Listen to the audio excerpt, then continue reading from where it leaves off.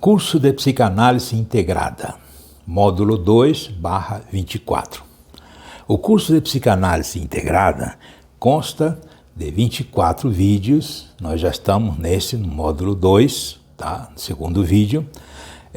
Fala de 20 grandes psicanalistas da história da psicanálise. É o curso completo da psicanálise integrada, por isso chama-se psicanálise integrada. Desde Charcot e Breuer até Lacan. Nós vamos estudar todos os personagens que fizeram história dentro da psicanálise. Hoje vamos falar sobre Charcot e Breuer. Embora nós tenhamos dito que o módulo 1 seria Charcot e o módulo 2 seria Breuer, o módulo 1 foi a apresentação. Então, no módulo 2, nós vamos falar de Charcot e Breuer, já que os dois são os antecedentes, diríamos assim, os principais antecessores do mestre da psicanálise, que é Sigmund Freud. O início da descoberta do inconsciente e suas influências em Freud. Este curso está feito em 24 módulos. 24 módulos, 24 vídeos. Os vídeos são gratuitos, mas você enviando um Pix de R$25 pelo Pixfone 6198-340-6632, está aqui embaixo, tá? 6198-340-6632 e enviar o comprovando pelo contato Zap 6198-340-6632, nós estaremos matriculando você imediatamente e enviaremos para você a apostila em PDF. E quando completar os 24 vídeos, nós estaremos emitindo para você o certificado e a carteira. Se você quiser adiantar, nós temos um curso pronto de 12 vídeos e 12 apostilas. É o mesmo, só que esse é maior e mais abrangente. Mas se você quiser adiantar, você pode fazer o pagamento, já que esse curso completo é R$600, porque R$25 vezes 24 dá 600. Se você quiser contribuir com R$600, além de você já estar liberado para assistir todos os vídeos, tá? Dos 24, nós enviaremos para você os 12 vídeos do curso, que já está pronto, e as 12 apostilas. Então, envie, faça esse curso. Esse curso é fantástico, porque você vai conhecer todas as teorias e todas as técnicas que se usam na psicanálise. Qualquer psicanalista conhece. Eu estou falando psicanalista bom, aquele que realmente ele conhece a psicanálise. Seja um bom psicanalista nesse sentido. Vamos começar falando de Jean-Martin Charcot. Jean-Martin Charcot, ou Charcot simplesmente, foi um médico psiquiatra e neurologista francês que viveu entre 1825 e 1893. E apesar de ter realizado grandes pesquisas e ser considerado o fundador da moderna neurologia, é geralmente associado pelas pessoas, de uma forma geral, aos temas da hipnose, ou algo relacionado ao tratamento dos loucos. Foi Charcot que começou toda essa estrutura de problemas mentais. A histeria é um termo antigo. Derivado da palavra grega hysteron, que corresponde ao órgão feminino, e referido ao médico grego Hipócrates, que designava uma condição médica particular associada a alguma perturbação do órgão feminino, ou seja, uma desordem essencialmente feminina.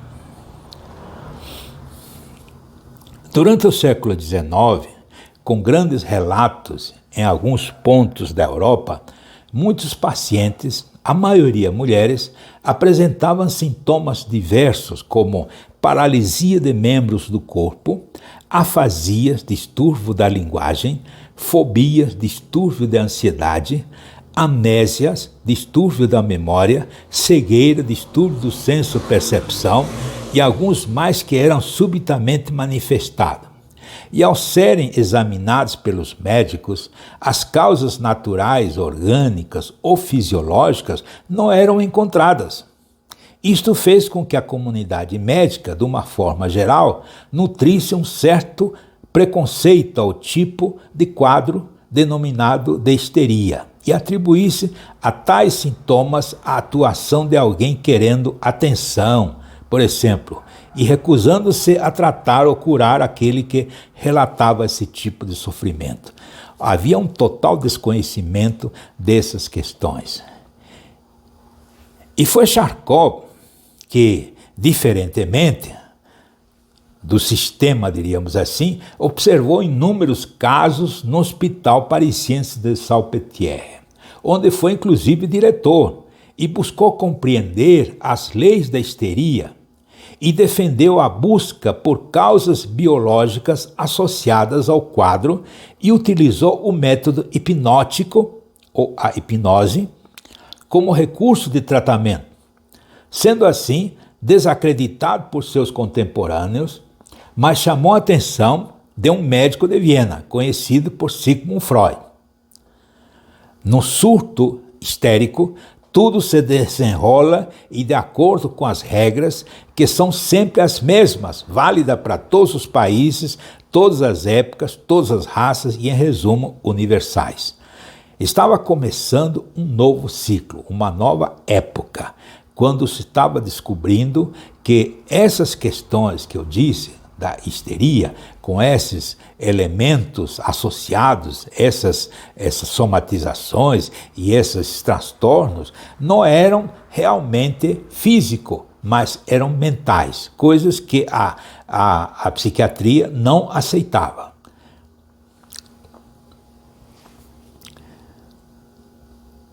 Esse quadro famoso, você já deve ter visto em algum livro, o quadro foi pintado em óleo por André Breulin no ano de 1887 e retrata uma demonstração clínica feita por Charcot. Ou seja, há um grupo de estudantes de pós-graduação em medicina é referenciado como um dos maiores quadros da história da medicina e atualmente está num corredor da Universidade Descartes de Paris. Nesse quadro, você pode ver como Charcot fazia a sua demonstração, com uma histérica e através do processo da hipnose. Tá, e nós vamos ver o resultado disso aqui. Estava começando uma nova era realmente na psiquiatria, na psicologia, e aí surgiria a psicanálise.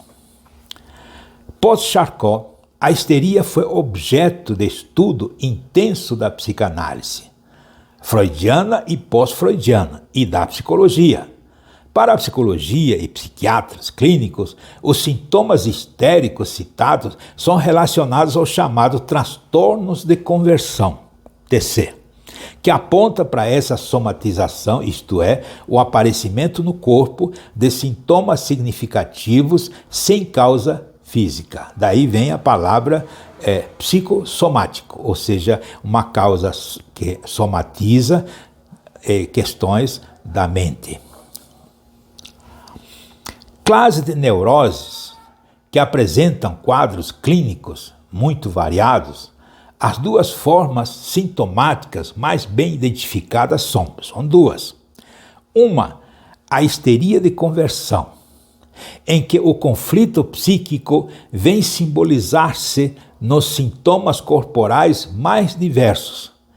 Paroxístico, por exemplo, crise emocional com teatralidade, ou mais duradouros, exemplo, anestesias, paralisias histéricas, sensação de bolha, faríngica, etc.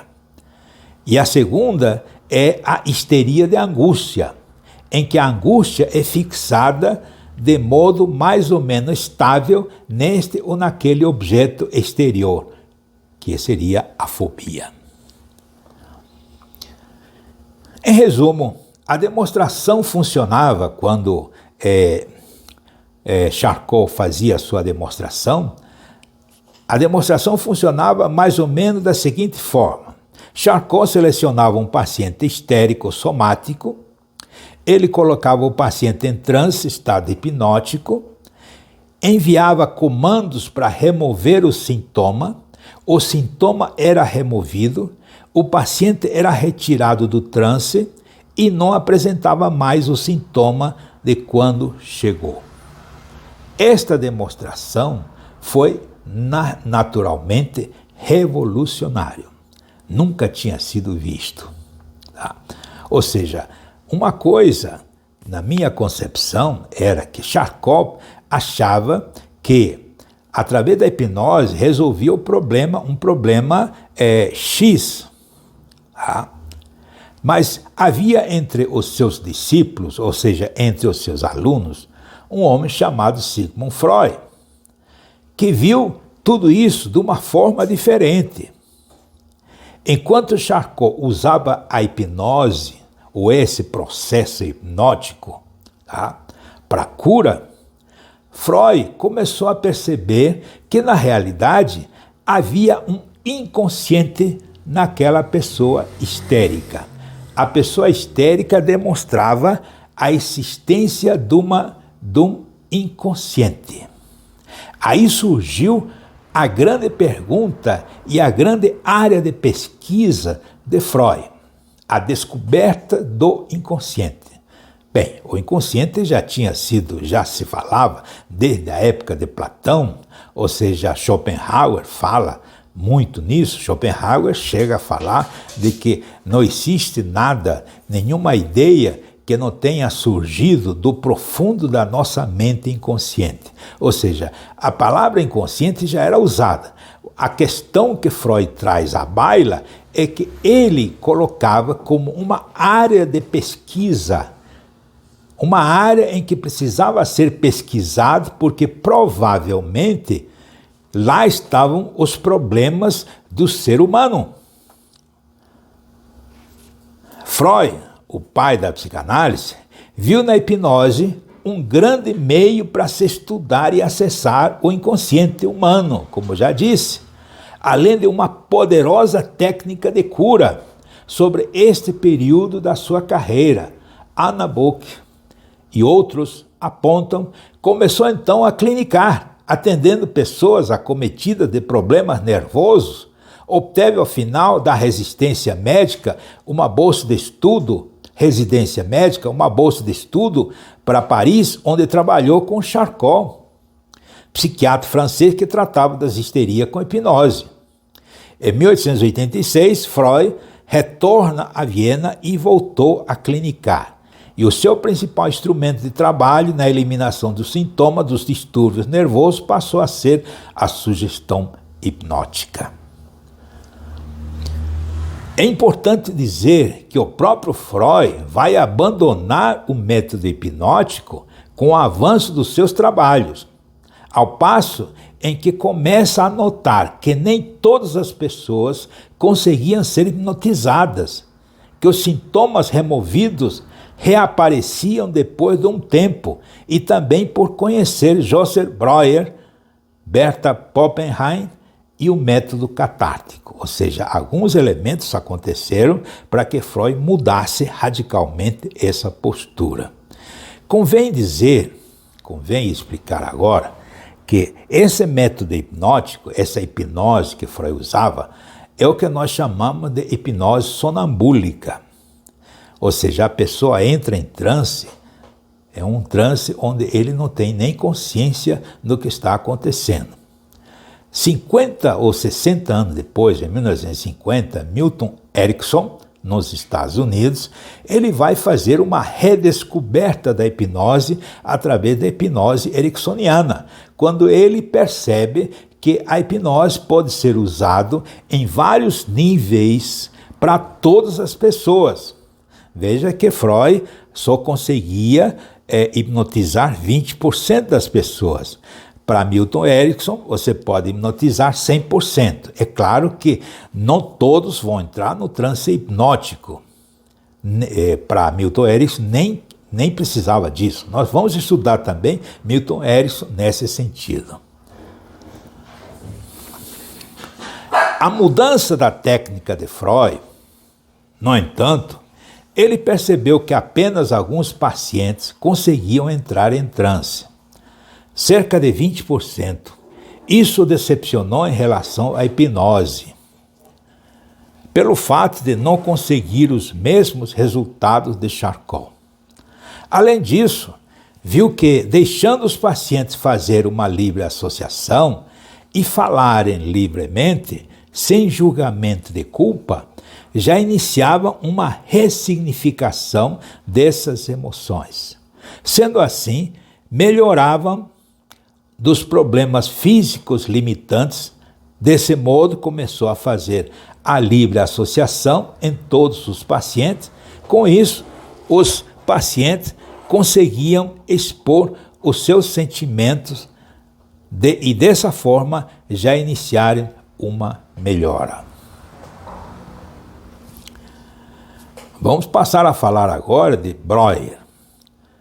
Antes, as represálias da sociedade da época. Lógico, o sistema não estava contente com Freud. Antes, se acreditava que o sexo só poderia ser realizado por meio de procriação e não era admitido que se falasse de relações sexuais relacionadas a qualquer outra coisa. Isso deixou Breuer muito preocupado sobre as represálias da sociedade e, sendo assim, desfez a parceria com Freud. No entanto, Freud não se intimidou e continuou seus estudos com análises. Assim começou a criar o que hoje conhecemos como psicanálise. Portanto, Jean-Martin Charcot foi importantíssimo para que Freud abandonasse a neurologia e se dedicasse ao estudo aprofundado da psique humana. Veja como é importante você conhecer essa história antes de Freud, até para você conhecer melhor, entender melhor a psicanálise. Mas antes vamos falar da importância de Charcot para a medicina. Não é só para a psicanálise. Potencialmente, de potencialização de resultados da hipnose, segundo Charcot. Desse modo, a técnica potencializa os resultados, seja acessando o inconsciente para ressignificação e emoções, seja eliminando traumas, ou mesmo seja promovendo anestesia para diversos procedimentos. Charcot foi uma grande influência não somente para Sigmund Freud, como também para toda a área da saúde moderna. O id, o ego, o superego, assim como inconsciente, pré-consciente e consciente, são bases de referência para a hipnose, para se definir os níveis de acesso, os níveis de transe e sua ação e técnica ser utilizada para ressignificação. Joseph Breuer, precursor da psicanálise, foi um pesquisador rigoroso que fez importantes contribuições para a medicina e a fisiologia. Também foi professor e amigo de Sigmund Freud e responsável por expandir os horizontes da psicanálise freudiana. Joseph Breuer foi um médico e fisiologista de destaque que teve uma importância decisiva na gênese da psicanálise. Conheceu e tornou-se amigo de Sigmund Freud, o qual, de uma forma ou de outra, o via como uma figura paternal e afetuosa. Por isso, sempre ele demonstrou muito carinho e respeito, e a admiração e a amizade eram mútuas. Breuer escreveu com Freud parte da primeira edição de Estudos sobre a Histeria, obra fundamental da psicanálise. Também foi o primeiro a atender a famosa Anna O, que se tornaria a primeira paciente tratada com método psicanalítico logo após Joseph Breuer a encaminhar para se consultar com Freud. Desde o final de 1870, Breuer se sentia atraído pela psicologia, mostrava um grande interesse pela hipnose, que era bem popular naquela época. Seus pacientes eram, em sua maioria, mulheres ricas que tinham sintomas histéricos. Foi isso que provavelmente despertou seu interesse nos fenômenos psíquicos. Freud compartilhava dessas mesmas preocupações e talvez como resultado desses interesses comuns, eles se tornaram grandes amigos.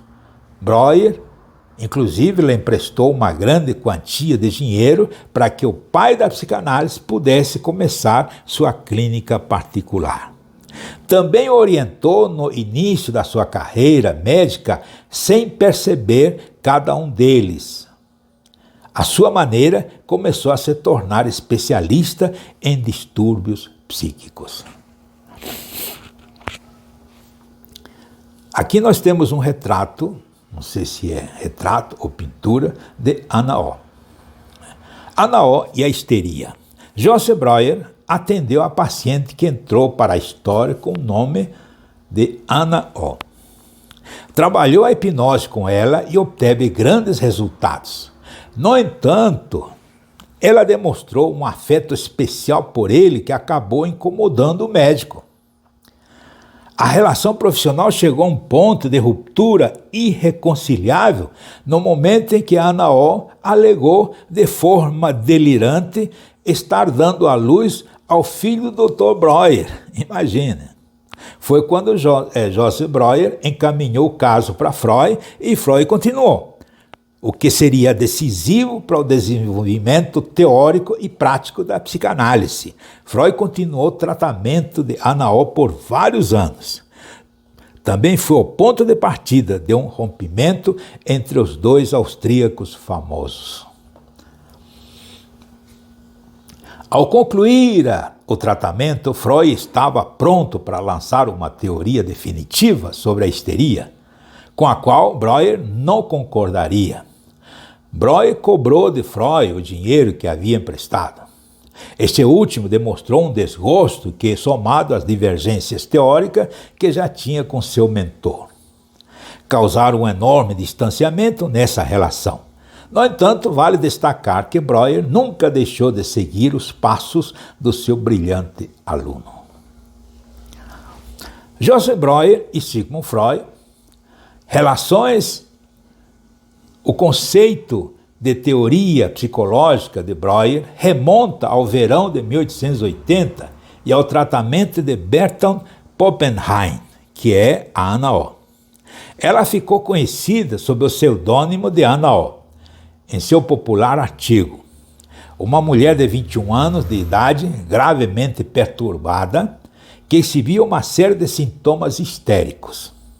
Ao tratá-la, Breuer inventou sua terapia catártica ou de conversão. Freud ficou tão fascinado por esse caso que o acompanhou detalhadamente por muitos anos. E mais tarde começou a usar esse tratamento catártico sob a orientação de Breuer. O tratamento de Ana O por Breuer foi o primeiro exemplo moderno de psicoterapia profunda. Por muito tempo, em 1893, Breuer e Freud resumiram suas explorações conjuntas. As contribuições de Breuer vão além do seu papel como mentor e colaborador de Freud. Breuer era mais conhecido por sua colaboração com Sigmund Freud, quando apresentou o caso de Ana O, cujo nome verdadeiro era Martha Poppenheim. As ideias que emergiram desse caso fascinaram Freud, tanto que ele dedicou o resto da sua carreira a desenvolvê-las e ainda moldar o que conhecemos como psicanálise. Os dois homens coescreveram o livro Estudos sobre a Histeria, publicado em 1895. Que é considerado o texto fundador da psicanálise. No entanto, a importância das contribuições de Breuer vão além do seu papel como mentor e colaborador de Freud. Na verdade, Breuer sente o fundamento da terapia moderna. Por exemplo, ele pega todos os aspectos da vida e da personalidade dos seus pacientes e se concentra em sua expressão emocional, diferenciando-a da ênfase freudiana de interpretação, porque Freud tinha uma forma específica de interpretar. Já Breuer pegava toda a história do paciente em toda a sua expressão emocional e fazia a sua interpretação. Eram duas interpretações diferentes. A teoria da histeria de Breuer. De acordo com a teoria da histeria de Breuer, a doença mental começa quando a pessoa é exposta a um trauma psíquico, que ele definiu como qualquer situação com risco de dano físico ou emocional grave.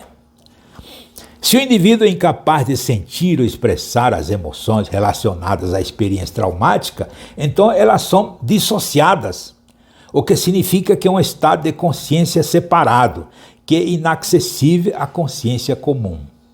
Aqui Breuer reconheceu e construiu sua teoria sobre o trabalho da psiquiatria do psiquiatra francês Pierre Janet, que foi o primeiro a reconhecer a importância da dissociação da doença mental. Breuer chamou a esse estado alterado de consciência de estado hipnoide, pois tem semelhança com o estado induzido pela hipnose. A visão moderna da psicoterapia tem estado cada vez mais a favor de Breuer.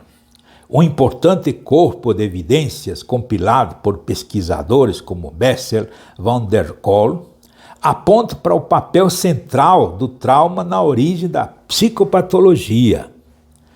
Compreender os efeitos do trauma é agora o principal foco da pesquisa médica, postulada pela necessidade urgente de encontrar tratamentos eficazes para o transtorno de estresse pós-traumático, TEPT.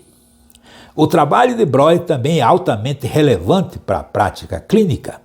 Seu conceito de estado hipnoide, por exemplo, é muito semelhante e fornece uma ligação unificadora entre técnicas, entre elas a atenção plena, a focalização e a neurofeedback, que são importantes na terapia atual. Veja bem, então, a grande contribuição de Breuer.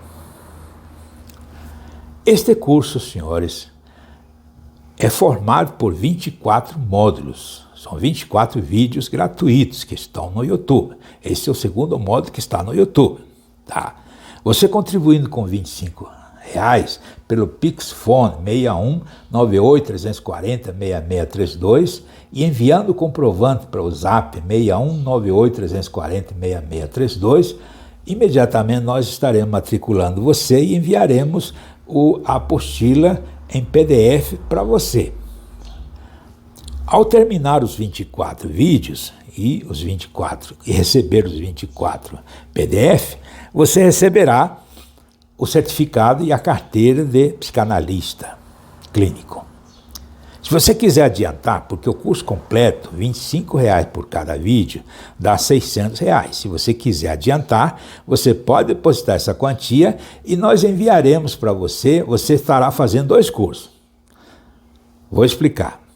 Você vai continuar fazendo esse curso até o módulo 24, sem pagar mais nada, porque já estará pagando os R$600, e nós enviaremos para você 12 vídeos de um curso que nós já temos de psicanálise clínica e 12 apostilas.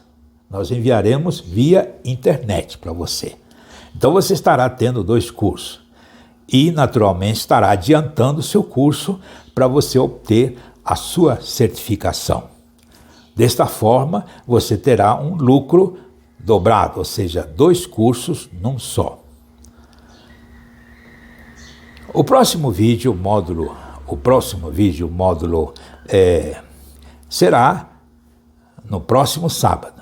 Será o módulo 3. Nós estaremos falando de continuaremos com a psicanálise integrada, módulo 3. Este módulo foi o módulo 2, Charcot e Breuer.